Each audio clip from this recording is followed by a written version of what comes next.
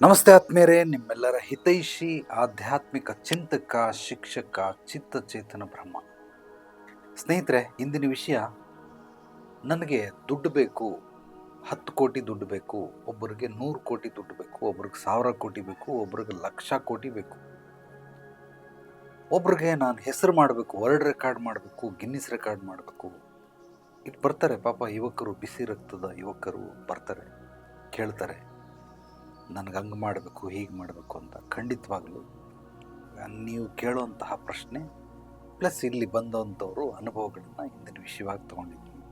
ಸ್ನೇಹಿತರೆ, ಉದಾಹರಣೆ ಮೂಲಕ ನಿಮ್ಗೆ ಹೇಳ್ಬಿಡ್ತೀನಿ, ಅರ್ಥ ಮಾಡ್ಕೊಳ್ಳೋದಕ್ಕೆ ಪ್ರಯತ್ನ ಪಡಿ.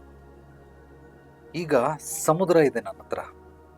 ಈ ಸಮುದ್ರನ ಯಾರೋ ಒಬ್ಬ ಕೇಳ್ತಾವನೆ, ನನಗೆ ಸಮುದ್ರದ ನೀರನ್ನು ಕೊಟ್ಬಿಡಿ ಸಂಪೂರ್ಣವಾಗಿ ಅಂತ. ನಾನು ಕೊಡಕ್ಕೆ ರೆಡಿ ಇದ್ದೀನಿ. ಈಗ ಸಮುದ್ರದ ನೀರನ್ನು ತೆಗೆದು ಎಲ್ಲಾಗ್ತೀಯ? ನಾನು ಸಮುದ್ರದ ನೀರನ್ನು ತಗೊಂಡೋಗು ಅಂತ ಹೇಳಿದ್ದೀನಿ. ಈ ನೀರನ್ನು ತಗೊಂಡೋಗಿ ಎಲ್ಲಾಗ್ತೀಯ? ಎಲ್ಲ ತಗೊಂಡೋಗಪ್ಪ ನಿನಗೆ ಅಂತ. ಇಲ್ಲಿ ಅರ್ಥ ಏನು ಅಂತಂದರೆ, ಭೂಮಂಡಲದಲ್ಲಿ 70% ನೀರಿದೆ, ಕೇವಲ ವಾಸ ಮಾಡೋದಕ್ಕೆ ಭೂಮಿ 30% ಇದೆ. ಅಂದರೆ ಈ ನೀರನ್ನೆಲ್ಲ ತಗೊಂಡೋಗಿ ನಾನು ಇನ್ನೊಂದು ಕಡೆ ಹಾಕಬೇಕು ಅಂದರೆ ಇನ್ನೊಂದು ಪೃಥ್ವಿನೇ ಬೇಕದಕ್ಕೆ. ಸೊ ಈ ಪೃಥ್ವಿಲಿ ಆಗೋದಕ್ಕೆ ಸಾಧ್ಯವೇ ಇಲ್ಲ. ಅದೇ ರೀತಿ ನೀರು ನಿನಗೆ ಅನ್ಲಿಮಿಟಲ್ಲಿದೆ. ಇಲ್ಲಿ ಸೂರ್ಯನ ಕಿರಣ, ಯಾರಿಗೆ ದುಡ್ಡು ಕೊಟ್ಟು ಸೂರ್ಯನ ಕಿರಣವನ್ನು ತಗೊಳ್ತಾ ಇದ್ದಾರೆ? ಫ್ರೀ. ಬ್ರಹ್ಮಾಂಡದಲ್ಲಿ ನೀರು ವಿಶಾಲವಾಗಿ, ಬೃಹದಾಕಾರವಾಗಿ, ಇನ್ಫನೈಟ್ ಲೆವೆಲ್ ಇದೆ, ಅಂದರೆ ಅನಂತವಾಗಿದೆ. ನಿನಗೆ ಯಾವುದಕ್ಕೂ ಇಲ್ಲಿ ಲಿಮಿಟ್ ಇಲ್ಲ. ನಾನು ಹೇಳ್ತಾ ಇರೋದು, ಅಷ್ಟು ಯೋಗ್ಯತೆ, ಅರ್ಹತೆ ನಿನ್ನಲ್ಲಿದ್ದರೆ ಖಂಡಿತವಾಗ್ಲೂ ನೀನು ಅದನ್ನು ಇಟ್ಕೊಳ್ಳೋದಕ್ಕೆ ಯೋಗ್ಯ. ಇಲ್ಲಿ ನೀರು ಎಷ್ಟಿದೆ ಅಂದರೆ ಇನ್ಫನೈಟ್ ಲೆವೆಲಲ್ಲಿ ಇದೆ, ಅನ್ಲಿಮಿಟ್ ಇದೆ. ಇಲ್ಲಿ ಯಾವುದೂ ಭೂಮಂಡಲದಲ್ಲಿ ಲಿಮಿಟ್ ಅನ್ನೋದು ಇಲ್ಲವೇ ಇಲ್ಲ. ಎಲ್ಲವೂ ಅನ್ಲಿಮಿಟಲ್ಲಿದೆ, ಇನ್ಫನೈಟ್ ಲೆವೆಲಲ್ಲಿ ಇದೆ. ನಿನ್ನ ಕೆಪಾಸಿಟಿ ಎಷ್ಟು? ಯಾರೊಬ್ಬ ಟೀ ಗ್ಲಾಸ್ ತಗೊಂಡ್ಬರ್ತಾನೆ, ಅಷ್ಟು ನೀರನ್ನು ತುಂಬ್ಕೊಂಡು ಹೋಗ್ತಾನೆ. ಯಾರೋ ಒಬ್ಬ ದೊಡ್ಡ ಗ್ಲಾಸನ್ನು ತೊಗೊಂಡೋಗ್ತಾನೆ, ನೀರು ತುಂಬ್ಕೊಂಡ್ಬರ್ತಾನೆ. ಒಬ್ಬ ಚೊಂಬು ತೊಗೊಂಡೋಗ್ತಾನೆ, ತುಂಬ್ಕೊಂಡ್ಬಿಡ್ತಾನೆ. ಇನ್ನೊಬ್ಬ ಬಿನ್ನಿಗೆ ತೊಗೊಂಡೋಗ್ತಾನೆ, ತುಂಬ್ಕೊಂಡ್ಬರ್ತಾನೆ. ಮತ್ತೊಬ್ಬ ಡ್ರಮ್ ತೊಗೊಂಡೋಗ್ತಾನೆ, ಇನ್ನೊಬ್ಬ ಸಿಂಟ್ಯಾಕ್ಸ್ ತೊಗೊಂಡೋಗ್ತಾನೆ, ಮತ್ತೊಬ್ಬ ಸಂಪ್ ಮಾಡಿಸ್ಕೊಳ್ತಾನೆ, ಮತ್ತೊಬ್ಬ ಬಾವಿ ಮಾಡಿಸ್ಕೊಳ್ತಾನೆ, ಇನ್ನೊಬ್ಬ ಕೆರೆ ಮಾಡಿಸ್ಕೊಳ್ತಾನೆ, ಮತ್ತೊಬ್ಬ ನದಿ ಮಾಡಿಸ್ಕೊಳ್ತಾನೆ. ಸಮುದ್ರ ಅಂದರೆ ನಿನ್ನ ಯೋಗ್ಯತೆ, ಅರ್ಹತೆ ಎಷ್ಟಿದೆ ತುಂಬಿಸ್ಕೊಳ್ಳೋದಕ್ಕೆ ಅಷ್ಟು ಮಾತ್ರನೇ ನಿನಗೆ ದಕ್ಕುತ್ತೆ ಹೊರತು ಅದಕ್ಕಿಂತ ಎಕ್ಸ್ಟ್ರಾ ಏನೂ ಸಿಗೋದಿಲ್ಲ. ಕೆಲವರು ಕೇಳೋವಂಥ ಪ್ರಶ್ನೆಗೆ ಈ ವಿಡಿಯೋದಲ್ಲಿ ಉತ್ತರ ಸಿಗುತ್ತೆ. ಅವನ ಸಂಪಾದನೆ ಒಂದು ತಿಂಗಳಿಗೆ 30,000 ರಿಂದ 50,000 ರಿಯಲ್ ಎಸ್ಟೇಟ್ ಮಾಡ್ತಾನೆ. ಒಂದು ವರ್ಷದಲ್ಲಿ ಅವರೇಜ್ ಅವನ ಸಂಪಾದನೆ ಕ್ಯಾಲ್ಕುಲೇಟ್ ಮಾಡಿಕೊಂಡ್ರೆ ಒಂದು 50,000, ಅಂದರೆ 5 ರಿಂದ 6 ಲಕ್ಷ ರೂಪಾಯಿ ಪ್ರತಿ ವರ್ಷ ಬರ್ತದೆ. ಈಗ ಮುಂದಿನ ವರ್ಷದಲ್ಲಿ ಅವನಿಗೆಲ್ಲೋ ಒಂದು ಲಾಟ್ರಿ ಹೊಡೆದ್ಬಿಟ್ಟು ಒಂದು 20 ಲಕ್ಷ ರೂಪಾಯಿ ಬಂದ್ಬಿಡ್ತು. 5 + 20 ಲಕ್ಷ, 25 ಲಕ್ಷ ಸಂಪಾದನೆ ಆಗೋಯ್ತು. ಬಟ್ ಆ 20 ಲಕ್ಷ ಏನು ಮಾಡ್ದ ಅಂತಂದರೆ, ಕೈಗೆ ಬಂದಷ್ಟೇ ಎಲ್ಲೋಯ್ತು ಅನ್ನೋದೇ ಗೊತ್ತಿಲ್ಲ. ಮಂತ್ ಎಂಡಲ್ಲಿ, ಇಯರ್ ಎಂಡಲ್ಲಿ ಅವನ ಹತ್ರ 1 ರೂಪಾಯಿ ದುಡ್ಡಿಲ್ಲ. ಯಾಕೆ ದುಡ್ಡಿಲ್ಲ? ಅವನಿಗೆ ಯೋಗ್ಯತೆ, ಅರ್ಹತೆ ಇಲ್ಲದೆ ಹೋದರೆ, ಅಂದರೆ ಒಂದು ಕೆಪಾಸಿಟಿ, ಅವನು ಏನು ಮಾಡ್ತಾನೆ ಆ ಕೆಪಾಸಿಟಿ ಟೀ ಲೋಟದಷ್ಟು. ಇಲ್ಲಿ ಟೀ ಎಷ್ಟಿದೆ ಅಂದರೆ 1 ಲೀಟ್ರ್ ಇದೆ, ಬಟ್ ಅವನು ತಗೊಂಬಂದಿರೋದೆಷ್ಟು? Only 100 ml. ಅದರ ಮೇಲೆಲ್ಲ ಸೋರ್ತಾ ಇರುತ್ತೆ. ಅದೇ ರೀತಿ ಕೆಲವ್ರಿಗೆ ಆ ಯೋಗ್ಯತೆ, ಅರ್ಹತೆ ಇಲ್ಲದೇ ಇದ್ರೂ ಕೂಡ ಅಲ್ಲಿಂದ ವಾಪಸ್ ಬರ್ತದೆ, ಬಟ್ ಖಂಡಿತವಾಗ್ಲೂ ಅವನಿಗೆ ದಕ್ಕೋದಿಲ್ಲ. ಸಿಕ್ಕುತ್ತೆ, ಆದರೆ ದಕ್ಕೋದಿಲ್ಲ. ಆದ್ದರಿಂದ ಮೊದಲು ನಿಮಗೆ ಸಂಪಾದನೆ ಹೆಚ್ಚಾಗಬೇಕಾದ್ರೆ ನಿಮ್ಮ ಯೋಗ್ಯತೆ, ಅರ್ಹತೆಯನ್ನು ಹೆಚ್ಚಿಸ್ಕೊಳ್ಳಿ. ವಾಚ್ಮೆನ್ಗೆ ಎಷ್ಟು ಸಂಬಳ? ಒಂದು 15,000. ಸೂಪರ್ವೈಸರ್ಗೆ ಎಷ್ಟು ಸಂಬಳ? ಒಂದು 30,000.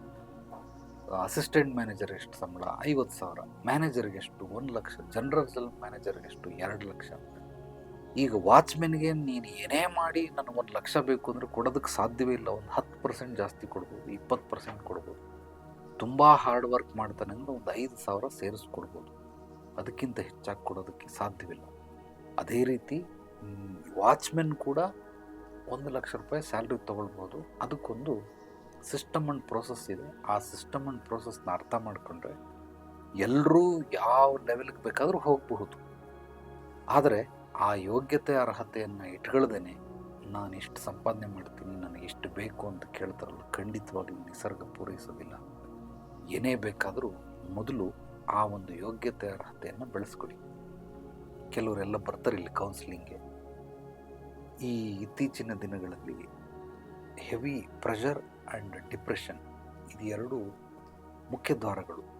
ಒತ್ತಡ ಮತ್ತು ಖಿನ್ನತೆ, ಇದು ಎರಡು ಎಲ್ಲ ಕಾಯಿಲೆಗಳಿಗೂ ಮೇನ್ ಡೋರ್. ಮುಂದೆ ಒಂದಿದೆ, ಹಿಂದೆ ಒಂದಿದೆ, ಎರಡು ಕಡೆಯಿಂದನೂ ಬರ್ಬೋದು. ಈ ಎರಡು ಡೋರ್ ಓಪನ್ ಆಗೋಯ್ತು ಅಂದರೆ ಎಲ್ಲ ಥರ ಕಾಯಿಲೆಗಳು ಬಂದು ಮನುಷ್ಯನನ್ನು ಬಡ್ಕೊಳ್ತವೆ. ಇದು ಯಾಕೆ ಬರ್ತದೆ ಅಂತಂದರೆ, ಅವನಿಗೆ ಆ ಯೋಗ್ಯತೆ ಅರ್ಹತೆ ಇಲ್ಲದೇ ಇದ್ದರೂ ಕೂಡ ಅದನ್ನು ಸ್ವೀಕರಿಸ್ತಾನೆ, ಅದನ್ನು ತಗೊಳ್ತಾನೆ. ಆದ್ದರಿಂದ ಈ ಡಿಪ್ರೆಷನ್ ಮತ್ತು ಪ್ರೆಷರ್ ಇದೆರಡೂ ಕೂಡ ಮನುಷ್ಯನಿಗೆ ಉಂಟಾಗುತ್ತೆ. ಅದಕ್ಕೆ ಯೋಗ್ಯತೆಗೆ ಅನುಸಾರವಾಗಿ ನಾವು ನಮ್ಮ ಸಂಪಾದನೆಯನ್ನು ಇಟ್ಕೊಳ್ಬೇಕು. ಅಥವಾ ನಾವು ಮಾಡೋವಂಥ ಕೆಲಸ ಶಕ್ತಿ ಮೀರಿ ಮಾಡಬೇಕು. ಬಟ್ ಡಬಲ್ ಮಾಡಬೇಕಾ, ತ್ರಿಬಲ್ ಮಾಡಬೇಕಂದ್ರೆ ಸಾಧ್ಯವೇ ಇಲ್ಲ. ಒಂದು ಸಲ ಊಟ ಮಾಡೋದನ್ನು 3 ಟೈಮ್ದು ಒಂದೇ ಸಲ ಊಟ ಮಾಡೋಕ್ಕೆ ಸಾಧ್ಯವಾಗುತ್ತಾ? ಸಾಧ್ಯವಾಗೋದಿಲ್ಲ. ಏನೋ ಊಟ ಚೆನ್ನಾಗಿದೆ ಅಂದ್ಬಿಟ್ಟು ಒಂದು ತುತ್ತು ಎಕ್ಸ್ಟ್ರಾ ತಿನ್ಬೋದು, 2 ತುತ್ತು ಎಕ್ಸ್ಟ್ರಾ ತಿನ್ಬೋದು. ಆದರೆ 3 ಟೈಮ್ದು ಒಟ್ಟಿಗೆ ತಿನ್ನೋಕ್ಕಾಗುತ್ತಾ? ಸಾಧ್ಯವೇ ಇಲ್ಲ. ಆ ರೀತಿ ಮಾಡಿಕೊಂಡು ಕೆಲವೊಂದು ಕಾಯಿಲೆಗಳನ್ನು ಬರೆಸ್ಕೊಳ್ತಾರೆ. ಆ ರೀತಿ ಯೋಚನೆ ಮಾಡಿ ಈ ಡಿಪ್ರೆಷನ್ ಮತ್ತು ಪ್ರೆಷರನ್ನು ತಂದ್ಕೊಳ್ತಾರೆ. ಆದ್ದರಿಂದ ಹಾಸಿಗೆ ಇದ್ದಷ್ಟು ಕಾಲು ಚಾಚು. ದೊಡ್ಡವರು ಹೇಳ್ದಂಗೆ, ಎಷ್ಟು ನಾನು ನೀಡಬಲ್ಲೆ, ಎಷ್ಟು ನಾನು ಮಾಡಬಲ್ಲೆ, ಎಷ್ಟು ನಾನು ಕೊಡಬಲ್ಲೆ, ನನ್ನ ಯೋಗ್ಯತೆ ಅರ್ಹತೆ ಎಷ್ಟಿದೆ ಅದರ ಅನುಗುಣವಾಗಿ ನಾವು ಹೆಜ್ಜೆ ಹಾಕ್ತಾ ಜೀವನವನ್ನು ರೂಪಿಸ್ಕೊಳ್ತಾ ಹೋಗಬೇಕೆ ಹೊರತು ಅದನ್ನು ಮೀರಿ ಮಾಡೋದಕ್ಕೆ ಸಾಧ್ಯವೇ ಇಲ್ಲ. ಅಕಸ್ಮಾತ್ ಮೀರಿ ಬಂದಂಥದ್ದು ಯಾವುದೂ ಇರೋದಿಲ್ಲ. ಎಲ್ಲ ಕಪ್ಪಿಂದ ಹೊರಗಡೆ ಚೆಲ್ಲೋಗ್ಬಿಡುತ್ತೆ. ಅದು ಏನೇ ಆಗಿರ್ಬೋದು, ಹಣಕಾಸಾಗಿರ್ಬೋದು, ಪ್ರೀತಿ ಗೌರವ ಆಗಿರ್ಬೋದು, ಸೊ ನಮ್ಮ ಸ್ಕಿಲ್ ಆ್ಯಂಡ್ ಟ್ಯಾಲೆಂಟ್ ಆಗಿರ್ಬೋದು, ಪ್ರತಿಯೊಂದನ್ನು. ಆದರೆ ಇಲ್ಲಿ ಎಷ್ಟು ಬೇಕಾದರೂ ಬೆಳೆಸ್ಕೊಳ್ಬೋದು. ವರ್ಲ್ಡ್ ರೆಕಾರ್ಡ್ ಮಾಡ್ತೀನಿ ಅಂತ ಹೇಳ್ತಾನೆ, ಪ್ರಾಕ್ಟೀಸ್ ಇಲ್ಲ. ಏನು ವರ್ಲ್ಡ್ ರೆಕಾರ್ಡ್ ಮಾಡ್ತೀಯಾ? ನಾನು ಬಿಲ್ಲು ಬಾಣದಲ್ಲಿ ವರ್ಲ್ಡ್ ರೆಕಾರ್ಡ್ ಮಾಡ್ತೀನಿ, ನಾನು ಸ್ವಿಮ್ ಮಾಡಿ ವರ್ಲ್ಡ್ ರೆಕಾರ್ಡ್ ಮಾಡ್ತೀನಿ, ನಾನು ಏನೋ ಸಾಧನೆ ಮಾಡಿ ವರ್ಲ್ಡ್ ರೆಕಾರ್ಡ್ ಮಾಡ್ತೀನಿ. ಇವನಿಗೆ ಆ ಕೆಪಾಸಿಟಿ ಎಷ್ಟು? ಕೆಪಾಸಿಟಿ ಇಲ್ಲ, ಆಸೆಗಳಿದೆ, ದುರಾಸೆಗಳು ಇದೆ. ನಾನು ಗಿನ್ನಿಸ್ ರೆಕಾರ್ಡ್ ಮಾಡಬೇಕು, ವರ್ಲ್ಡ್ ರೆಕಾರ್ಡ್ ಮಾಡಬೇಕು, ಬಹಳ ಸಂತೋಷ. ಆ ಒಂದು ದಿಶೆಯಲ್ಲಿ ಸಾಗೋದಕ್ಕೆ ನೀನು ಏನು ಕೆಲಸ ಮಾಡ್ತಾ ಇದೆಯಾ? ಎಷ್ಟು ಅಭ್ಯಾಸ ಮಾಡ್ತಾ ಇದೆಯಾ? ಸೊ ನೀನು ಅದಕ್ಕಾಗಿ ದಿನನಿತ್ಯ ಎಷ್ಟು ಸಮಯ ಕೊಡ್ತಾ ಇದೆಯಾ? ಇಲ್ಲ. ಹೋದ ವರ್ಷ ಬಂದು ಹೇಳ್ದ, 3 ವರ್ಷದ ಹಿಂದೆ ಬಂದು ಹೇಳ್ದ, 2 ವರ್ಷದ ಹಿಂದೆ ಬಂದ, ಏನೂ ಅಭ್ಯಾಸ ಶುರು ಮಾಡಿಲ್ಲ. 1 ವರ್ಷದ ಹಿಂದೆ ಬಂದ, ಏನೂ ಮಾಡಲಿಲ್ಲ. ಈಗ ಬಂದ, ಈಗಲೂ ಏನೂ ಮಾಡಿಲ್ಲ. 3 ವರ್ಷ ಏನೂ ಮಾಡ್ದೇನೆ ಸುಮ್ಮನೆ ಕೂತ್ಕೊಂಡು ಕಾಲ ಕಳೀತಾವನೆ. ಇವನಿಗೆ ಅತಿ ಆಸೆ, ದುರಾಸೆ, ನಾನು ಗಿನ್ನಿಸ್ ರೆಕಾರ್ಡ್, ವರ್ಲ್ಡ್ ರೆಕಾರ್ಡ್ ಮಾಡ್ತೀನಿ ಅಂತ. ಆದರೆ ಮಾಡ್ತೀನಿ ಅಂತ ತಲೆಯಲ್ಲಿದೆ ಹೊರತು ಅದನ್ನು ಕಾರ್ಯರೂಪಕ್ಕೆ ಅವನು ತಂದೇ ಇಲ್ಲ. ಯಾರೋ ಒಬ್ಬ, ನಾನು ಯೂಟ್ಯೂಬರ್ ಆಗಬೇಕು, ಯೂಟ್ಯೂಬ್ ಟ್ರಾವೆಲರ್ ಆಗಬೇಕು. ಯಾವಾಗ 3 ವರ್ಷದಿಂದ 2021ರಲ್ಲಿ ಬಂದಿದ್ದು ನನ್ನ ಹತ್ರ. ಇವತ್ತವರೆಗೂ ಅವನು ಒಂದು ವಿಡಿಯೋ ಮಾಡಿಲ್ಲ, ಒಂದು ಯೂಟ್ಯೂಬ್ ಚಾನಲ್ ಓಪನ್ ಮಾಡಿಲ್ಲ, ಒಂದು ಕಡೆ ಸುತ್ತಾಡ್ಕೊಂಡು ಬಂದಿಲ್ಲ, ಒಂದು ಕ್ಯಾಮ್ರಾ ಬೇಡ, ಮೊಬೈಲಲ್ಲಿ ಕೂಡ ಅವನು ಶೂಟ್ ಮಾಡಿಲ್ಲ. ಇದು 2025, 4 ವರ್ಷ ಮುಗಿದೋಯ್ತು. ಏನೂ ಮಾಡ್ದೇನೆ ನಾನು ಯೂಟ್ಯೂಬರ್ ಆಗಬೇಕು. ಅಕಸ್ಮಾತ್ ಏನಾದರೂ 2021ರಲ್ಲಿ ನಾನು ಹೇಳಿದಂತಹ ಎಲ್ಲ ಮಾರ್ಗದರ್ಶನಗಳನ್ನು ಅವನು ಅಕ್ಸೆಪ್ಟ್ ಮಾಡಿಕೊಂಡು ಅದನ್ನು ಫಾಲೋ ಮಾಡಿದರೆ, ಇವತ್ತು ಅವನ ಹತ್ರ ಏನಿಲ್ಲ ಅಂದ್ರೂ ಹೆಚ್ಚು ಕಡಿಮೆ 1 lakh 2 lakh subscriber, minimum 1 million ಕೂಡ ಸಬ್ಸ್ಕ್ರೈಬರ್ ಆಗ್ಬಿಡೋದು. ಪ್ರತಿ ವರ್ಷ ಕೇಳ್ತಾನೆ, ಎಲ್ಲೋ ಒಂದು ಕಡೆ ಸಿಗ್ತಾನೆ, ಫಂಕ್ಷನ್ ಹೋದಾಗ ಅಲ್ಲಿ ಇಲ್ಲಿ ಬರ್ತಾನೆ. ಏನಪ್ಪ ಮಾಡಿದೆ ಅಂದರೆ, ಇಲ್ಲ ನಾನು ಪ್ರಿಪೇರ್ ಆಗ್ತಾ ಇದ್ದೀನಿ, ಮಾಡ್ತೀನಿ. ಮೊದಲು ನಾನು ಬೈಕ್ ತಗೊಳ್ತೀನಿ, ಆಮೇಲೆ ಕ್ಯಾಮ್ರಾ ತಗೊಳ್ತೀನಿ. ಯಾವಾಗ ತಗೊಳ್ತೀಯೋ ನನಗದು PF ದುಡ್ಡು ಬರ್ತದೆ, ಅದು ತಗೊಳ್ತೀನಿ, ಇದು ತಗೊಳ್ತೀನಿ. ಈ ರೀತಿ ಪ್ಲ್ಯಾನ್ ಮಾಡುವಂಥವ್ರು ಪಾಪ 100 ಜನ. ಆ ಪ್ಲ್ಯಾನ್ನ ಎಕ್ಸಿಕ್ಯೂಟ್ ಮಾಡಿ ರಿಸಲ್ಟ್ ಪಡ್ಕೊಳ್ಳುವಂಥವ್ರು ಬಹಳ ಬಹಳ ಕಡಿಮೆ. 1 or 2, ಮ್ಯಾಕ್ಸಿಮಮ್ 3. ಇದ್ರ ಮೇಲೆ ಯಾರೂ ಮಾಡೋದಿಲ್ಲ.